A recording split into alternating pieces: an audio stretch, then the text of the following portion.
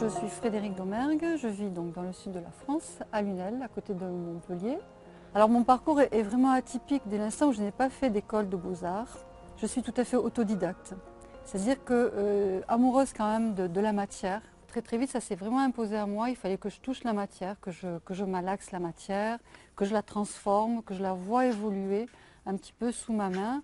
Et ça m'a toujours fascinée, ce que j'arrivais à obtenir.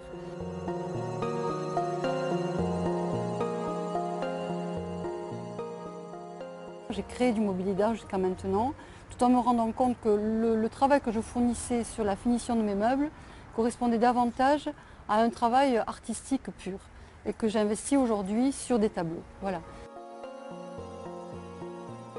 Le métal pour moi c'est fondamental, c'est quelque chose de très fort.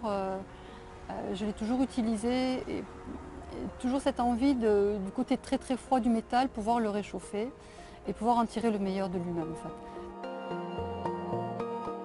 Je vais quand même avoir une idée globale du résultat, bien que je ne le maîtrise pas complètement, et c'est ce qui est intéressant.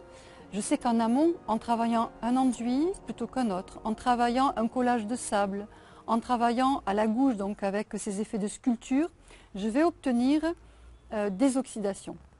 Je vais obtenir un travail du métal très particulier. Et ça, c'est pour moi très intéressant.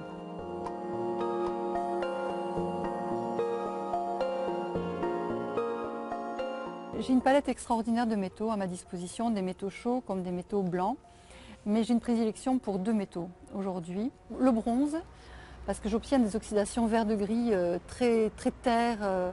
Et ça assoit bien le tableau et ça m'assoit bien dans ma démarche.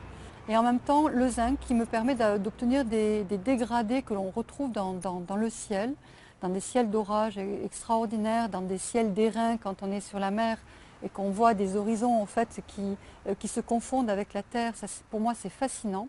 Et donc ces deux métaux me permettent des oxydations très intéressantes et qui reprend bien l'ambiance qui m'imprègne lorsque j'ai l'idée du tableau.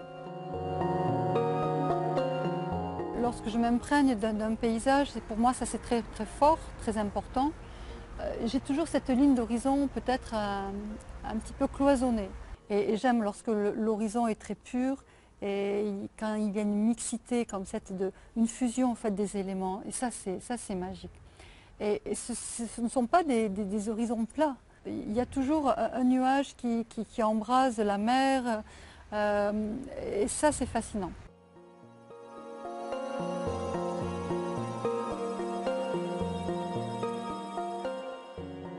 Me définir en tant qu'artiste, c'est très difficile. C'est difficile d'analyser ses émotions, parce que sinon ça ne serait plus des émotions. En tous les cas, je travaille avec des émotions. Lorsque je regarde mon tableau, je pense que c'est plutôt le regard des autres qui va me dire ce que j'ai voulu en fait, retranscrire à travers ce tableau. Et du coup, il va m'éclairer sur mes émotions certainement. Ce qui émane de ma personnalité, c'est certainement ce que j'arrive à retranscrire dans mes tableaux. C'est-à-dire que c'est du métal, il y a un côté très froid, de ma personnalité certainement, mais il y a un côté plus sensuel et plus chaleureux à travers la palette d'oxydation que j'utilise.